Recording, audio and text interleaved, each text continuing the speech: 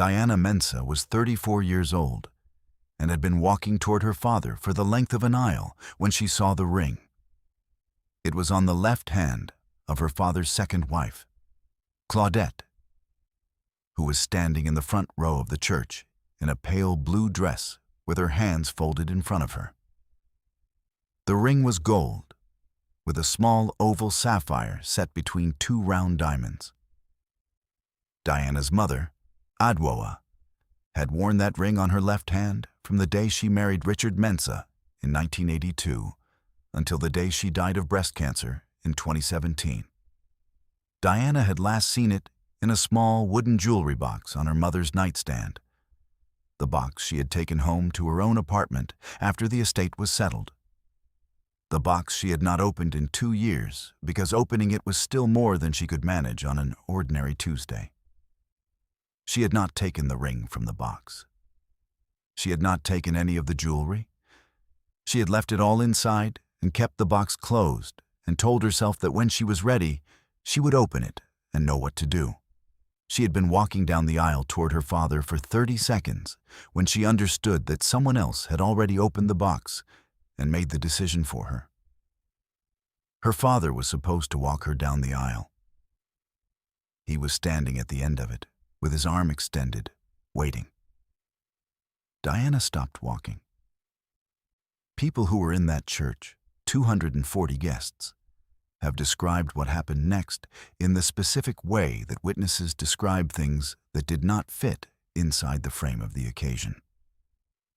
Diana Mensah stopped in the middle of the aisle.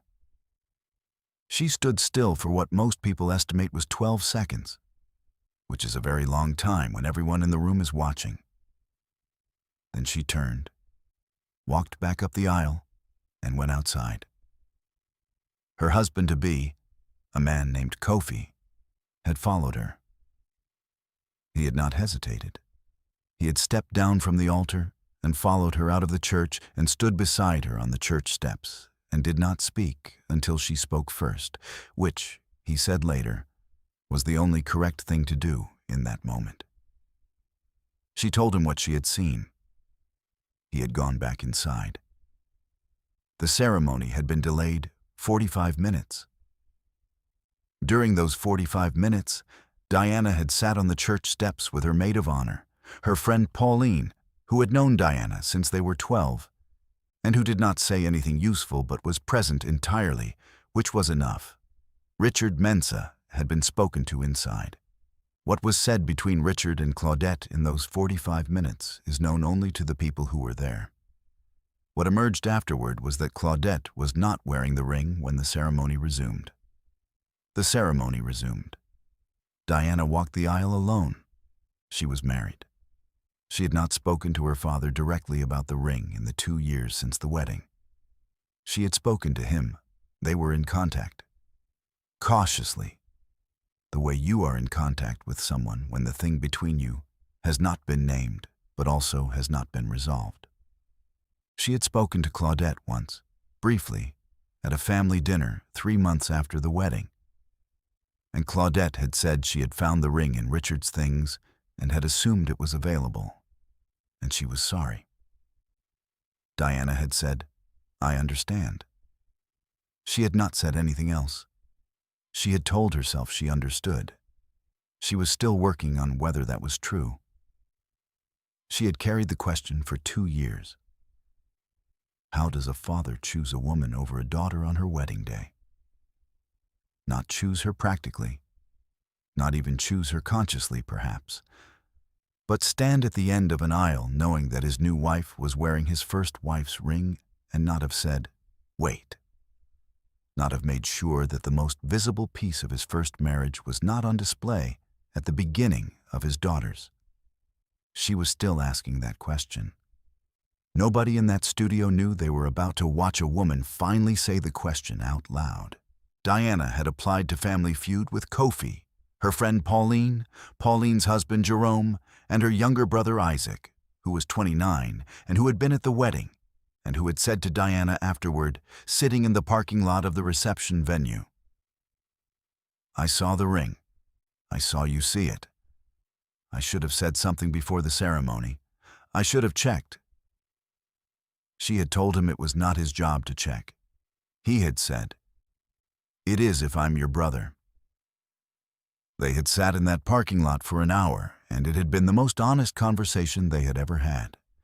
Isaac was the reason she had agreed to come to Family Feud. He had applied for the family and had told her, "You have been carrying this for 2 years. Let's go somewhere and be alive for a day." Steve Harvey introduced the team with his usual warmth and got to Diana and asked what she did. Pediatric nurse, 11 years, same hospital. He asked what the best part of the job was. She said, "Being the person who shows up when everything is the most frightening. Children need someone steady in the room. I try to be that." Steve said, "Who is steady for you?" She looked at Kofi, who was beside her. She looked at Isaac, who was on the family side. She said, "I'm learning." Steve tilted his head. "Learning," he repeated. Something happened that complicated that answer. She said, "My wedding day." He waited, and Diana Mensah told Steve Harvey about the aisle and the ring, and the 12 seconds, and the church steps, and the 45-minute delay, and the 2 years since. She described the wooden box and her mother's nightstand, and the oval sapphire set between 2 round diamonds. She described walking alone. She said she had married the right man on the right day, and that nothing about the wedding itself was wrong, except those 12 seconds in the middle of the aisle when she understood what she was seeing. She said, "I loved my mother, and I have not been able to open that wooden box since." The studio fell completely silent. Steve Harvey had not moved. He stood very still at the podium and looked at Diana and was quiet for a long moment. Then he turned away from the cameras. He pressed his handkerchief to his eyes. He walked 3 slow paces and stood with his back to the audience. The crew near the lighting board had stopped. Isaac, on the family side, was looking at his hands. When Steve turned back, he was composed, but his voice was in a different register than it had been. "Let me tell you something," he said. He walked forward from the podium slowly. "I know what it is to walk towards someone who was supposed to be there for you and find something wrong in the moment. I know the specific devastation of looking at someone who should have protected you and understanding that they didn't. I spent years reconciling things about the people who were supposed to show up for me." He paused. "And I know that the ring is not the issue. The ring is the proof. The proof that your father, in that moment, on that day, did not see to it that you were protected. And I know what that costs a daughter." He looked at Diana directly. "Because 40 years ago, I was the person who needed someone to see to it, and nobody did. And I know exactly what it is to carry that for 2 years, or 10 or more." "Stop everything," Steve said. He was already moving.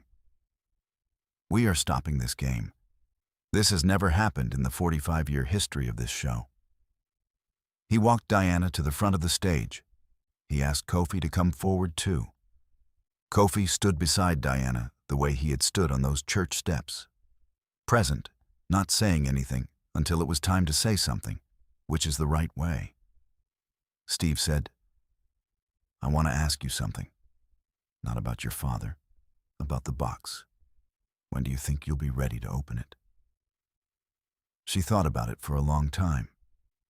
She said, "I think maybe today." The studio came to its feet before Steve could respond. He held up his hand. There was more. He pulled out his phone and called a grief and family trauma counselor his foundation had worked with before.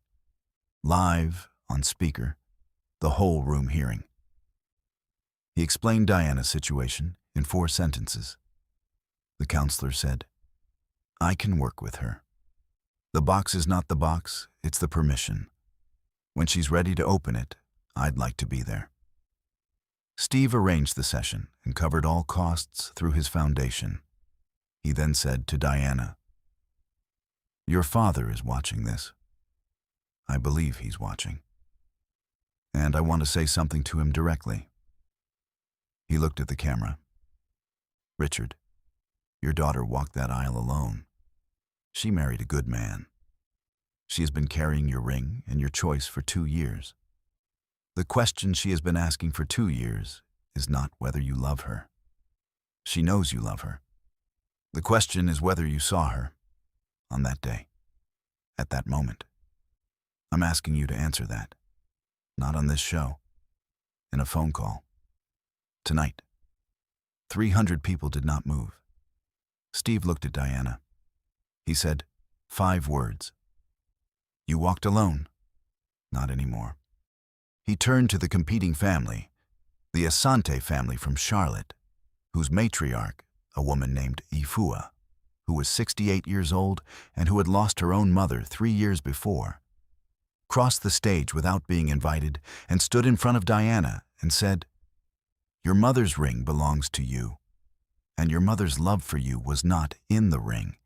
It was in you. It is in you now." Diana did not speak. She nodded. Both families received the $25,000 prize. When the episode aired 10 weeks later, the 12 seconds of the aisle stop, described by every wedding guest who was interviewed in the supplemental segment, became one of the most discussed moments of the decade in Family Feud history. It reached 275 million views in 9 days. The hashtag #SheWalkedAlone was shared by daughters, stepdaughters, brides, grieving children, and everyone who had ever stood in a ceremony and understood, in real time, that someone had not seen to it. Grief counselors cited the episode in wedding trauma support groups. Family therapists used it in father-daughter relationship workshops. 3 months after the taping, Richard Mensah called Diana. The call lasted 2 hours and 40 minutes. Diana has said publicly only this. He apologized. He said he didn't understand, in that moment, what I was seeing. I believe him. I also believe that not understanding is its own kind of failure. We talked about both. 4 months after the taping, Diana opened the wooden box. The ring was there. The other jewelry was there. She sat at her kitchen table with Kofi beside her, and she opened the box, and she held each piece, and she said her mother's name. She put the ring on her right hand. 6 months after the taping, she wore it to Sunday church. Kofi held her right hand during the service. She said she felt her mother beside her for the first time since the funeral. A year after the taping, the Adwoa Mensah Circle, established through Steve Harvey's foundation, provides grief and family rupture counseling specifically for adult daughters navigating complex father-daughter estrangements following maternal loss. In its first year, the Circle served more than 650 families. Its motto came from Afua's words on the stage. Your mother's love for you was not in the ring. It was in you. Today, Diana Mensah wears her mother's ring on her right hand every day. The wooden box sits on her bedside table, open. She does not close it anymore. She says it took everything she had to open it. She says it was the right thing. She says her mother would have known what to do with it from the beginning. She says she is, finally, very slowly, learning. If this incredible story of a daughter's courage, her late mother's love, and a wedding day that changed everything touched your heart, subscribe to this channel and hit the like button. Share this with someone who believes it is never too late to open the box, make the call, and find your way home to yourself.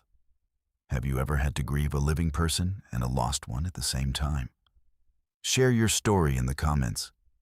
Because as Diana proved, love does not disappear into a box, and you do not have to walk alone.